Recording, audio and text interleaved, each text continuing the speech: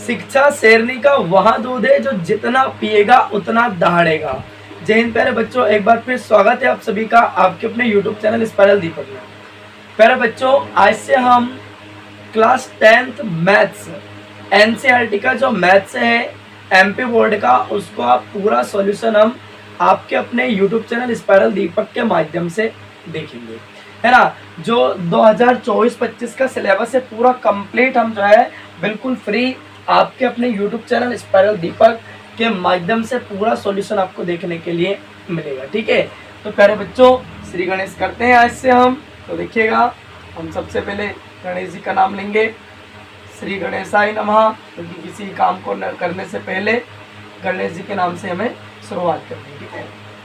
तो देखिएगा, तो प्यारे बच्चों, आज से हम जो है एनसीईआरटी का जो क्लास 10th का मैथ्स है उसका पूरा फुल सॉल्यूशन, है ना, बिल्कुल एकदम फ्री आपको करवाएंगे। जो आपका 2024-25 का सिलेबस है क्लास 10th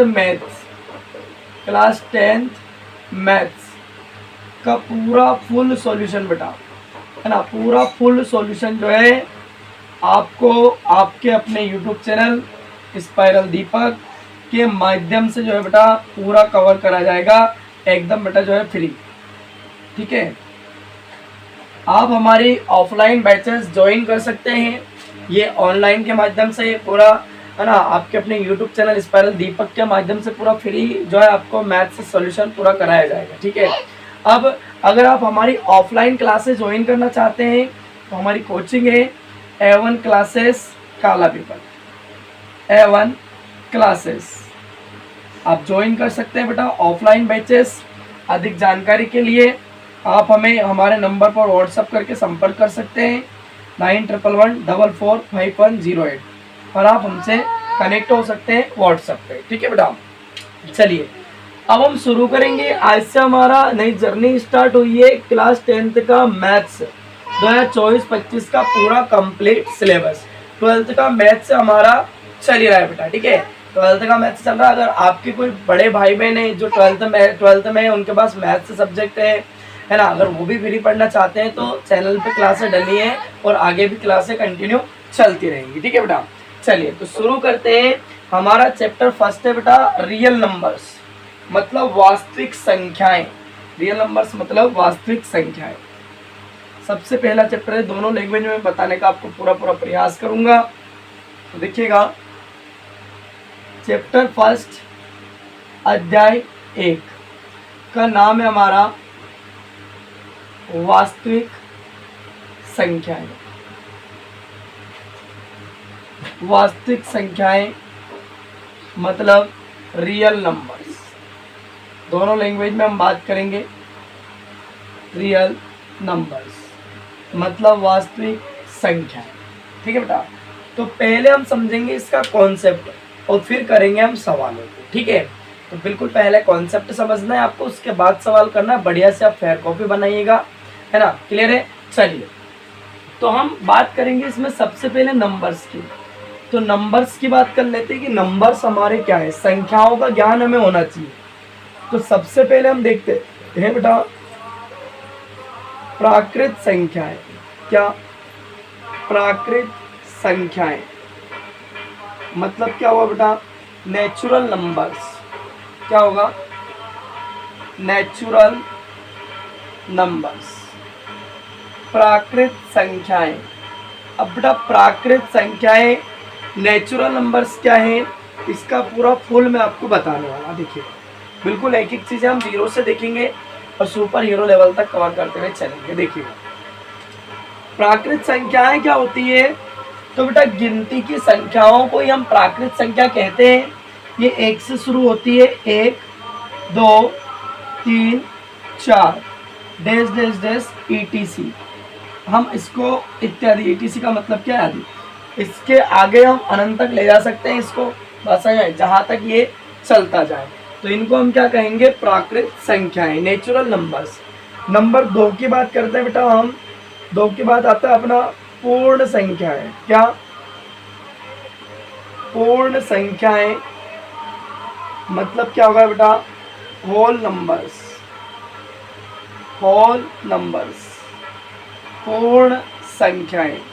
अब पूर्ण संख्याएं होल नंबर्स क्या है बेटा, कि जीरो से शुरू होते हैं, 0 1 2 3 4 डैश डैश डैश, ये भी अपने इनफाइनाइट तक जाएंगे बेटा, अनंत तक। इसको भी हम इनफाइनाइट तक लिख सकते हैं या ईटीसी भी कर सकते हैं, ठीक है बेटा, अनंत तक जाएंगे। अब ध्यान दीजिएगा, इसमें आप एक बात देख पा रहे हो, 0 इसमें है पर 0 इसमें नहीं है, तो नोट डाल के हम पॉइंट लिखेंगे, नोट। 0 जो शून्य है एक प्राकृत संख्या नहीं है, शून्य एक प्राकृत संख्या नहीं है, प्राकृत संख्या नहीं है। क्या सबको बात समझ में आ गई? 0 जो है बेटा एक प्राकृत संख्या नहीं है, 0 एक पूर्ण संख्या है। इतनी बातें सभी को पल्ले पड़ गई, यहाँ तक किसी को कोई परेशानी है क्या? चलिए नंबर 3 की हम बात करते हैं बेटा, सम संख्याएं। सम संख्याएं मतलब इवन नंबर्स, इवन नंबर्स। सम संख्याएं हमारी क्या होती है, ध्यान दीजिएगा। तो बेटा जिसमें 2 का पूरा पूरा भाग हो जाता है वो हमारी क्या होंगी, सम संख्याएं होंगी, ठीक है। तो ध्यान दीजिएगा, जैसे हमने कहा 0 में 2 का भाग हो जाता है, 2 4 6 8 डैश डैश डैश ETC, जिसमें 2 का पूरा भाग हो जाए वो हमारी क्या होंगी, सम संख्याएं होंगी, इवन नंबर्स होंगे। चलिए नंबर 4 की बात करते हैं बेटा। तो नंबर 4 पे हम देखते हैं विषम संख्याएं। क्या देखेंगे हम, विषम संख्याएं मतलब ओड नंबर्स। क्या बेटा, ओड नंबर्स। विषम संख्याएं ओड नंबर्स, तो जिसमें 2 का पूरा पूरा भाग नहीं होता है, जो संख्या 2 से डिविजिबल नहीं है, वो क्या हो गया हमारी विषम संख्या है। जैसे लाइक दैट बात करते हैं, 1 3 5 7 9 डैश डैश डैश ETC। क्या इतनी बात सभी को समझ में आ गई? यहाँ तक किसी को कोई परेशानी है क्या? नहीं है ना? इतनी बात पल्ले पड़ गई बेटा। अगर आपको कॉन्सेप्ट समझ में आता है तो यहीं से सारे हमारे ऑब्जेक्टिव्स बनेंगे और यहीं से सारे हमारे सवाल बनेंगे। क्लियर? तो कॉन्सेप्ट समझना महत्वपूर्ण बात है।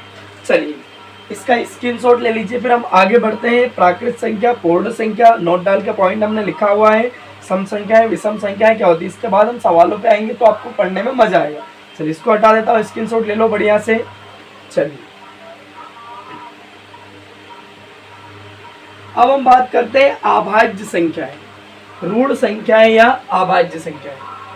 ध्यान दीजिएगा, एक एक चीजें बिल्कुल बेसिक से मैं आपको बता रहा हूँ, है ना।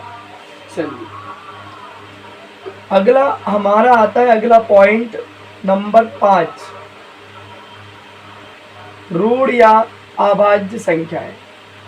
ऋण या अभाज्य संख्याएं, या तो इसको हम ऋण संख्याएं भी बोल सकते हैं या अभाज्य संख्याएं भी बोल सकते हैं, ठीक है।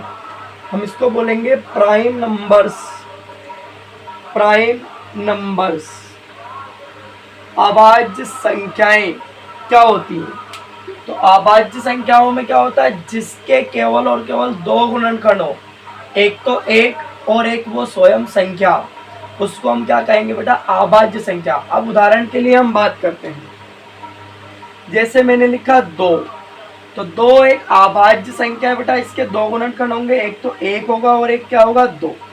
इसके अलावा तीसरा गुणनखंड है क्या, नहीं। तो जिसके केवल 2 गुणनखंड हो, एक तो 1 और एक स्वयं वो संख्या, उसे हम अभाज्य संख्या बोलेंगे, प्राइम नंबर्स या ऋण संख्या भी बोल सकते हैं। लाइक दैट बात करते हैं 3 की। 3 के 2 गुणनखंड होंगे, एक तो 1 होगा और एक क्या होगा, 3। अब हम बात करते हैं 5 की, तो देख पा रहे हैं इसके भी 2 गुणनखंड होंगे, एक तो 1 होगा और एक क्या होगा, 5। ये क्या हमारी अभाज्य संख्या है, प्राइम नंबर। 7 की बात करते हैं तो क्या होगा, एक तो 1 होगा और एक क्या होगा, 7। ये हो गए हमारे प्राइम नंबर्स। तो अपने माइंड में रखना है कि जिसके केवल और केवल 2 गुणनखंड होते हैं उसको हम प्राइम नंबर्स, अभाज्य संख्याएं कहते हैं। बात समझ? अगर यहाँ तक कोई डाउट है क्या? अगर हमसे पूछता कि क्या 4 एक प्राइम नंबर है, अभाज्य संख्या है? बिल्कुल नहीं बेटा। इसमें 1 का भाग भी होता है, 2 का भाग भी होता है और 4 का भाग भी होता है। इसके तो 2 से ज़्यादा गुणनखंड होंगे, तो माइंड में रखना है 2 गुणनखंड, एक तो 1 और एक स्वयंभू संख्या, तो ये अभाज्य संख्या नहीं होगी। अब हम बात करते हैं अगले नंबर की, नंबर 6। तो नंबर 6 में हम बात करते हैं, है ना, कंपोजिट नंबर्स, मतलब भाज्य संख्याएं। क्या?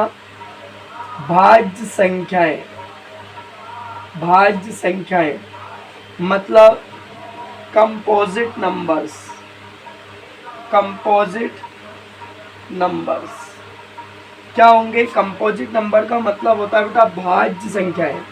अब एक बात तो आप जान ही चुके हैं, भाज्य संख्याएं क्या होती है? जिनमें मेरे प्यारे भाई भाज्य संख्याएं जिनमें 2 का पूरा पूरा क्या चला जाएगा, आपका भाग चला जाएगा, वो भाज्य संख्याएं होंगी। और वो संख्याएं जिनके 2 से अधिक फैक्टर होते हैं, तो आपको याद रखना है 2 से अधिक गुणनखंड हो, जिसके 2 से अधिक, 2 से अधिक क्या हो बेटा? 2 से अधिक गुणनखंड हो, उसको हम क्या बोलते हैं? भाज्य संख्याएं। क्या बोलेंगे उसको? भाज्य संख्याएं या कंपोजिट नंबर।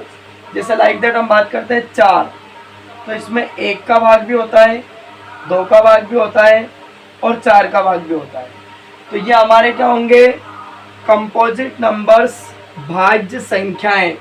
इनको बेटा एक बात और याद रखना, इनको हम यौगिक संख्याएं भी बोलते हैं। यौगिक संख्याएं। यौगिक संख्या का मतलब भी क्या होगा? कंपोजिट नंबर्स, भाज्य संख्याएं। अगले की बात करते हैं 6। 1 का भाग भी हो रहा है बेटा, 2 का भाग भी होगा, 3 का भाग भी होगा, 4 का भाग भी होगा और 6 का भाग भी होगा। तो ये क्या होगा? हमारे कंपोजिट नंबर्स, भाज्य संख्याएं। तो जिसके 2 से अधिक गुणनखंड होते हैं उन्हें हम बोलेंगे भाज्य संख्याएं, कंपोजिट नंबर्स। अगली बात करते हैं नंबर 8 की बात कर लेते हैं बेटा।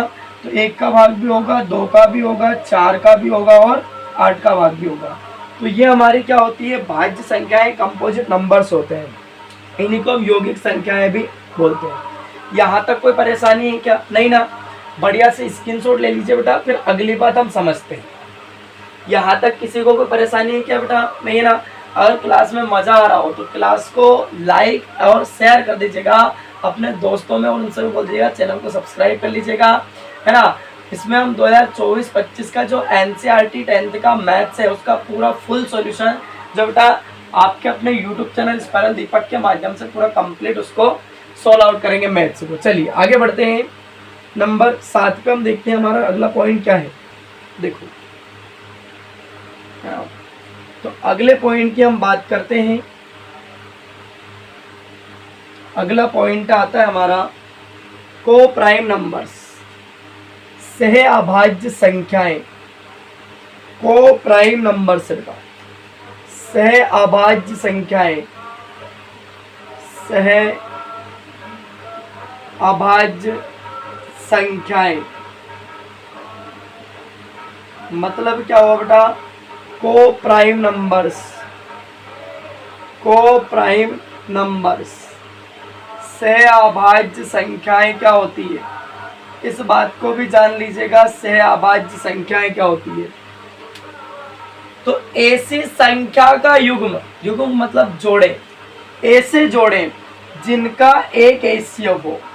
ऐसे जोड़े, जोड़े मतलब ऐसी संख्याओं का जोड़ा, ऐसी संख्याओं का युग्म जिसके क्या हो बेटा?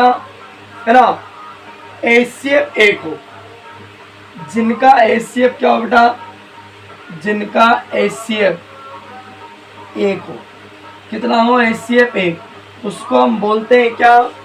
को प्राइम नंबर्स, ऐसे जोड़े युग्म जिनका एचसीएफ कितना हो? एक। जैसे बात करते हैं 2 और 3 का एचसीएफ कितना होगा? एक होगा। तो इसको हम क्या बोलेंगे? को प्राइम नंबर सह अभाज्य संख्या। बात करते हैं हम 2 और 7 की, है ना, या 4 और 7 की बात करते हैं तो एचसीएफ कितना होगा बेटा? एक होगा। कितना होगा? एचसीएफ एक। तो इन्हीं को हम क्या बोलते हैं? को प्राइम नंबर सह अभाज्य संख्याएं। अब एक नोट डाल के पॉइंट लिखना, इस पॉइंट के पहले लिखना इसमें थोड़ा सा एक पॉइंट बहुत बच्चों के माइंड में चलता रहता है कि एक भाज्य संख्या है कि अभाज्य संख्या है ना, रूट संख्या है या यौगिक संख्या है, प्राइम नंबर है या प्राइम नंबर है या आप लोगों का है ना कंपोजिट नंबर है। तो बेटा लिख लेना उसमें पॉइंट डाल के, एक ना तो अभाज्य संख्या है, एक ना तो क्या है अभाज्य संख्या है, और ना ही भाज्य संख्या है, और ना ही क्या है भाज्य संख्या है, और ना ही बेटा भाज्य संख्या है। एक ना तो अभाज्य है और ना ही क्या है बेटा भाज्य। तो फिर एक क्या है सर, एक जो है बेटा सार्वजनिक नंबर है, सबका साथ सबका विकास बेटा सार्वजनिक नंबर है, एक सभी का एक, सबका मालिक एक, ये वही एक है, सबका मालिक एक है ना, सार्वजनिक नंबर है बेटा है ना। बात समझ में आ गई सभी को। सहअभाज्य संख्याएं को प्राइम नंबर्स क्या होते हैं, ऐसे जोड़े मतलब ऐसी संख्याओं का युग्म ऐसा जोड़ा जिसका एचसीएफ केवल और केवल क्या हो एक, उसे हम बोलते हैं बेटा को प्राइम नंबर्स मतलब सहअभाज्य संख्याएं। यहाँ तक सबको बात समझ में आ गई, यहाँ तक कोई परेशानी है क्या, नहीं ना। चलिए अब हम बात करेंगे अगली बातों की, अगले पॉइंट्स हम समझेंगे, उसके बाद में हम सवालों पे आएंगे, ठीक है बेटा। पहले कॉन्सेप्ट समझ लेना पूरा। अब हम बात करते हैं पॉइंट नंबर 9। किसकी बात करते हैं, पॉइंट नंबर 9 की। देखिएगा तो पॉइंट नंबर 9 है हमारा, ध्यान से समझना है ना। पॉइंट नंबर 9 है परिमेय संख्याएं, मोस्ट इंपोर्टेंट पॉइंट है बेटा। परिमेय संख्याएं मतलब कहने का रेशनल नंबर्स, रेशनल नंबर्स परिमेय संख्याएं। तो अब बेटा परिमेय संख्याएं किसे क्या कहते हैं, किसे कहते हैं, तो जिसे हम p/q के रूप में लिख सकते हैं उसे हम क्या कहते हैं, परिमेय संख्याएं। तो लिख देता हूं मैं यहाँ पे, जिसे हम p/q के रूप में लिख सकते हैं, के रूप में लिख सकते हैं, जहां पे क्या होगा, जहां q does not equal 0, q बराबर क्या नहीं होना चाहिए, 0 नहीं होना चाहिए, उसी को हम क्या करेंगे, क्या कहेंगे बेटा, परिमेय संख्या है, रेशनल नंबर्स कहेंगे। जैसे लाइक दैट हम बात करते हैं, जैसे मैंने लिखा 1/2, क्या परिमेय संख्या, बिल्कुल जी हाँ परिमेय संख्या है। क्या मैं पूछूं कि 0 परिमेय संख्या, बिल्कुल है, 0 के बटे में हम 1 लिख सकते हैं। 8/7 परिमेय है क्या, बिल्कुल है। तो जिसे हम p/q के रूप में लिख सकते हैं जहां q डज नॉट इक्वल 0, उसे हम क्या कहेंगे, परिमेय संख्या, रेशनल नंबर्स कहेंगे। बस क्या होना चाहिए, अपान में 0 नहीं होना चाहिए, क्योंकि 0 का भाग लगाएंगे इनफाइनाइट मिलेगा। अगर मैं पूछूं कि बताओ 2 परिमेय है क्या, जी हाँ 2 परिमेय संख्या है। अगर मैं कहूँ कि √4 परिमेय है क्या, जी हाँ, क्योंकि √4 का मतलब क्या होता है 2, और 2 के बटे में 1 लिख सकते हैं, है ना। तो ये क्या आपके परिमेय संख्या होगी। बात समझ में आ गई। अब हम अगली हेडिंग डालते हैं, नंबर 10 पॉइंट आता है हमारा अपरिमेय संख्याएं। क्या होता है, अपरिमेय संख्याएं। अपरिमेय संख्याओं का मतलब क्या होगा बेटा, इरेशनल नंबर्स। क्या होगा बेटा, इरेशनल नंबर्स, इरेशनल नंबर्स, अपरिमेय संख्याएं। तो जिसे हम p/q की फॉर्म में नहीं लिख सकते, है ना भाई, जिसे p/q की फॉर्म में लिख सकते हैं, we can write in the form of p/q, है ना। q डज नॉट इक्वल 0, इसको हम क्या बोलेंगे, रेशनल नंबर। और जिसे हम p/q की फॉर्म में नहीं लिख सकते उसे क्या बोलेंगे हम, इरेशनल नंबर। तो लिखा जिसे p/q के रूप में, जिसे p/q के रूप में नहीं लिखा जा सकता, नहीं लिखा जा सकता है, जिसे p/q के रूप में नहीं लिखा जा सकता है, उसे क्या कहते हैं बेटा, हम अपरिमेय संख्या, इरेशनल नंबर। जैसे लाइक दैट बात करते हैं, कोई सा नंबर हम लेते हैं, जैसे √2, तो ये तो किसी का वर्ग भी नहीं होता है, तो ये क्या हो गया आपका, इरेशनल नंबर्स, है ना। अब जैसे √3 की बात की, तो ये भी आपका इरेशनल नंबर हो गया। अपरिमेय संख्याएं, √7 ये भी क्या हो गया आपका, अपरिमेय संख्याएं। तो जिसे p बटे q के रूप में नहीं लिख सकते वो क्या होगा आपके अपरिमेय संख्याएं। और जैसे पाई, तो पाई क्या है बेटा, पाई एक अपरिमेय संख्या है। पाई क्या है, अपरिमेय संख्या। पाई क्या है बेटा, अपरिमेय संख्या है। बात समझ में आ गई सभी को, क्योंकि इसकी जो 22/7 वैल्यू होती है इसकी एग्जैक्ट वैल्यू नहीं है ना, अप्रोक्सीमेटली वैल्यू है, लगभग मान है, वो इसका पूरा कंप्लीट मान नहीं है। ये non recurring non terminating value आएगी इसकी, इसलिए पाई क्या होगी आपकी अपरिमेय संख्या होगी, जिसे हम p बटे q के रूप में नहीं लिख सकते। बात समझ में आ गई सभी को, यहाँ तक किसी भाई को कोई समस्या है क्या, नहीं है ना। चलिए अब हम जानेंगे इसमें अगली बात, कि अगली बात हमारी क्या आती है। क्लियर, इस पॉइंट को मैं हटा देता हूँ, स्क्रीनशॉट ले लीजिए बढ़िया से, है ना, और क्लास को दोस्तों में शेयर कर दीजिएगा। मजा आ रहा होगा ना भाई, पूरा सिलेबस बिल्कुल फ्री पढ़ाऊंगा मैं आपको। और ऑफलाइन बैचेस ज्वाइन करने के लिए मैंने आपको पहले ही बता दिया है, हमारी कोचिंग क्लासेस, हमारी क्या आपकी अपनी कोचिंग क्लासेस, एवन क्लासेस काला पीपल, हमसे जुड़ने के लिए व्हाट्सअप नंबर मैंने आपको दिए हैं, आप कनेक्ट हमसे हो सकते हैं। चलिए आगे बढ़ेंगे। किसी भी प्रकार का कोई भी डाउट लगे आप हमें कमेंट करके कमेंट बॉक्स में पूछ सकते हैं, है ना, कोई भी डाउट लगे बिल्कुल मन में शंका नहीं होना चाहिए। चलिए अब बात करते हैं बेटा हम रियल नंबर्स, जो कि हमारा चैप्टर है, इसी को जान लेते हैं रियल नंबर्स क्या है। नंबर 11 पे हम देखते हैं वास्तविक संख्याएं। क्या देखेंगे, वास्तविक संख्याएं, रियल नंबर्स, वास्तविक संख्याएं, रियल नंबर्स। अब रियल नंबर्स क्या है, वास्तविक संख्याएं वो देखेंगे। तो जिसे हम संख्या रेखा पर प्रदर्शित कर सकते हैं वो ही हमारे क्या है, रियल नंबर्स। तो हमने लिखा जिसे हम, या जिस नंबर को जिसे हम संख्या रेखा पर, किस पर, संख्या रेखा पर दर्शा सकते हैं, प्रदर्शित कर सकते हैं, संख्या रेखा पर प्रदर्शित कर सकते हैं, कर सकते हैं, उसे हम क्या कहते हैं, वास्तविक संख्या, रियल नंबर्स कहते हैं।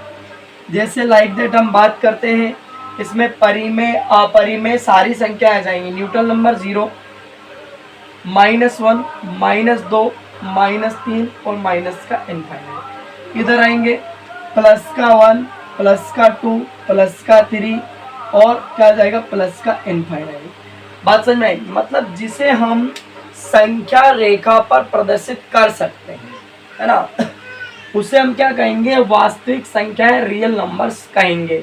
अब जैसे मैं बात करूं तो यहाँ पे हम 1/2 भी लिख सकते हैं, लिख सकते हैं कि नहीं लिख सकते हैं। यहाँ पे 1/2, तो 1/2 क्या आपकी रियल नंबर से वास्तविक संख्या है। इसका मतलब ये है जिसे हम संख्या रेखा पर प्रदर्शित कर सकते हैं वो आपकी वास्तविक संख्याएं होंगी। जैसे मैं अगर बात करूँ √2 की, तो √2 की इसके दोनों के बीच में वैल्यू आएगी, मतलब √2 को भी लिख सकते हैं, तो ये भी वास्तविक संख्या है। इधर वाली धनात्मक संख्याएं होंगी बेटा, धनात्मक संख्याएं, और इधर आएंगे तो क्या होंगी, ऋणात्मक संख्याएं, नेगेटिव नंबर्स, ऋणात्मक संख्याएं। क्या इतनी बात सबको समझ में आ गई। अगली बात करते हैं बेटा काल्पनिक संख्या की। किसकी बात करते हैं, काल्पनिक संख्याएं, काल्पनिक संख्याएं। अब काल्पनिक संख्याएं क्या बेटा, इमेजिनरी नंबर्स, इमेजिनरी नंबर्स, काल्पनिक संख्याएं, इमेजिनरी नंबर्स, काल्पनिक संख्याएं। अब काल्पनिक संख्या क्या है, जिसे हम संख्या रेखा पर प्रदर्शित नहीं कर सकते हैं। तो लिखेंगे थोड़ा सा पॉइंट डाल के हम, जिसे हम संख्या रेखा पर, किस पर, संख्या रेखा पर प्रदर्शित नहीं कर सकते हैं, जिसे हम संख्या रेखा पर प्रदर्शित नहीं कर सकते हैं, नहीं कर सकते हैं, उसे क्या कहेंगे हम, काल्पनिक संख्याएं, इमेजिनरी नंबर्स। अब इमेजिनरी नंबर्स होते क्या है, उन बातों को ध्यान से समझना बेटा। जैसे मैंने लिखा -√4, अब बेटा हम इस माइनस के रूट 4 को अगर बाहर निकालते तो प्लस का 2 आएगा बाहर, ना कि माइनस का 2। बताओ पॉसिबल है क्या ऐसा? नहीं। तो आएगा क्या बेटा, यहाँ से प्लस का 2 ही निकल के आएगा, माइनस का 2 निकल के नहीं आएगा, बिल्कुल पॉसिबल नहीं। बट यहाँ तो माइनस है, यहाँ तो क्या है माइनस, पर बाहर निकाल रहे तो प्लस का 2 आएगा, माइनस का 2 पॉसिबल है क्या? नहीं, क्योंकि वास्तविकता में ऐसी कोई संख्या बनी नहीं कि जो उसके अंदर कायम हो बेटा माइनस में हो, कायम हो बेटा माइनस में हो, और जो है बेटा माइनस में होने के बाद में वो प्लस की फॉर्म में बाहर आएगी, माइनस की फॉर्म में बाहर नहीं आएगी। बस कोई संख्या ऐसी वास्तविकता में है ही नहीं, तो वास्तविकता में नहीं, उसके हम केवल कल्पना कर सकते हैं। तो माइनस का अगर रूट 7 की बोलूं तो ये भी क्या होगा आपका काल्पनिक संख्या, माइनस रूट 25 की बोलूं तो ये भी क्या होगी काल्पनिक संख्या। तो आपको अपने माइंड में ये बात याद रखनी है, माइंड में बिठा लो इस बात को कि रूट के अंदर कोई सी भी संख्या अगर माइनस में आती है बेटा तो उसको हम क्या बोलेंगे काल्पनिक संख्या, क्योंकि वास्तविकता में ऐसी कोई संख्या बनी नहीं कि जिसको हम रूट के अंदर से स्क्वायर रूट वर्गमूल के अंदर से माइनस की फॉर्म में बाहर निकालें, ऐसी कोई संख्या नहीं बनी है। ये हमारी कौन सी संख्या हो गई बेटा काल्पनिक संख्या है। कौन सी संख्या हो गई काल्पनिक संख्या है। बात समझ में आई है ना? मजा आ रहा हो ना पढ़ने में तो लाइक कर दीजिएगा और कमेंट कर दीजिएगा प्यारा सा आपको क्लास कैसी लग रही है। यहाँ तक कोई परेशानी नहीं होना चाहिए, इससे बाहर आपको ऑब्जेक्टिव नहीं जाएंगे, बढ़िया से स्क्रीनशॉट ले लीजिए। अगर मैं पूछूं बेटा माइनस का रूट पी कैसी संख्या है तो आप क्या कहोगे बेटा काल्पनिक संख्या है सर। कैसी संख्या है? काल्पनिक, क्योंकि आपको अपने माइंड में रखना है कि रूट के अंदर माइनस में अगर कोई सी भी संख्या आती है तो वो संख्याएं क्या होंगी इमेजिनरी नंबर्स, काल्पनिक संख्या, वास्तविकता में ऐसी कोई संख्या होती ही नहीं है। क्या इतनी बातें सबको पल्ले पड़ गई? एक लास्ट पॉइंट बचा है, उसके बाद हम सवालों को देखेंगे। इसको हटा देता हूं मैं, स्क्रीनशॉट ले लीजिए बढ़िया। चलिए अब हम बात करते हैं पूर्णांक की। किसकी बात करते हैं? पूर्णांक। हमारा अंतिम पॉइंट है, जो भी आप डाल लेना हेडिंग है ना, पूर्णांक। पूर्णांक की बात करेंगे इंटीजर्स, इंटीजर्स पूर्णांक क्या होते हैं? देखो नाम से प्रतीत हो रहा है पूर्णांक जो अपने आप में पूरे अंक हो। हमने नंबर लाइन बनाई, ये आपका न्यूटन नंबर 0, ये +1, ये +2, ये +3 और प्लस इनफाइनाइट तक जाएगा। -1, -2 और इधर क्या आएगा माइनस का इनफाइनाइट। बात समझ में आ गई? पूर्णांक मतलब ये तो हो गए आपके धनात्मक पूर्णांक। क्या होगा बेटा ये? धनात्मक पूर्णांक, पॉजिटिव इंटीजर्स। और इधर वाले क्या हो गए आपके ये वाले, इनको बोलेंगे अपन ऋणात्मक पूर्णांक। क्या बोलेंगे बेटा? ऋणात्मक पूर्णांक। नेगेटिव इंटीजर्स, ये तो हो गए बेटा हमारे पॉजिटिव इंटीजर्स है ना, और ये हो गए बेटा हमारे नेगेटिव इंटीजर्स। क्या हो गए? Negative integers. क्या इतनी बात सबको समझ में आ गई? अगर मैं कहूं कि यहाँ जो वैल्यू आती है 0.5, क्या ये पूर्णांक है? बिल्कुल नहीं, ये पूर्णांक नहीं, अपने आप में पूरा नहीं है। अगर मैं कहूँ कि यहाँ आता है हमारा 2.5, क्या पूर्णांक है? नहीं। 0.5 का मीन्स क्या? 1/2, क्या पूर्णांक है? नहीं। 2.5 का मतलब क्या है? 2.5 का मतलब है 5/2, ये पूर्णांक है क्या? बिल्कुल नहीं। तो मतलब अपने आप में पूरा अंक होगा उसी को हम क्या कहेंगे बेटा? पूर्णांक कहेंगे, है ना। और जो पूरा नहीं होगा उसको पूर्णांक नहीं कहेंगे, जो अधूरा रहेगा वो अधूरा रहेगा। बात समझ में आई? अगर बोले कि माइनस का एक पूर्णांक क्या? बिल्कुल है। अगर बोले माइनस का 1/2 पूर्णांक है क्या? है ना, तो नहीं है। माइनस का 1/2 जो अपने को दे रखा है यहाँ पे, माइनस का 1/2 पूर्णांक क्या? बिल्कुल नहीं है। क्या इतनी बातें सबको समझ में आ गई? यहाँ तक कोई परेशानी है क्या? नहीं है ना। तो बेटा अब अगली क्लास में हम डिस्कस करेंगे प्रश्नावली और उसके एग्जाम्पल्स। प्रश्नावली 1.1 और उसके एग्जाम्पल्स। तो उसके पहले आपको जितने कॉन्सेप्ट मैंने बताए कि आपको याद होना चाहिए, कि आपको एक्सरसाइज करने में, प्रश्नावली करने में मदद देंगे, हेल्प देंगे और पूरा ऑब्जेक्टिव यहीं से बनेंगे। ठीक है, यहाँ तक किसी भाई को अगर कोई भी समस्या लगे तो आप हमें कमेंट करके कमेंट बॉक्स में पूछ सकते हैं। अदरवाइज चैनल को सब्सक्राइब कर लीजिएगा, पूरा चैप्टर इसी के माध्यम से हमारा चलेगा। अब मिलते हैं अगली क्लास में एक्सरसाइज के साथ कल। ठीक है, आपको क्या करना है? ज़्यादा से ज़्यादा क्लास को शेयर करना है, आपको बताना है अपने दोस्तों को, अपने मित्रों को कि आपका अपना ही चैनल है प्यारे भाई, स्पाइरल दीपक, आपका अपना ही चैनल है ना। इस पे आपको जो है 10th मैथ्स का जो है बेटा स्पाइरल दीपक है ना, 10th मैथ्स जो है आपका पूरा कंप्लीट सॉल्यूशन बेटा, एनसीईआरटी का जो मैथ्स है हमारा, एनसीईआरटी का पूरा कंप्लीट मैथ्स है बेटा आपके अपने चैनल के माध्यम से पूरा आपको कवर कराया जाएगा। बस आपको क्या करना है, ज़्यादा से ज़्यादा क्लास को शेयर करना है, चैनल को सब्सक्राइब करना है। अब मिलते हैं अगली क्लास में, तब तक के लिए आप स्वस्थ रहिए, मस्त रहिए, हंसते रहिए, मुस्कुराते रहिए। मिलेंगे अगली क्लास में।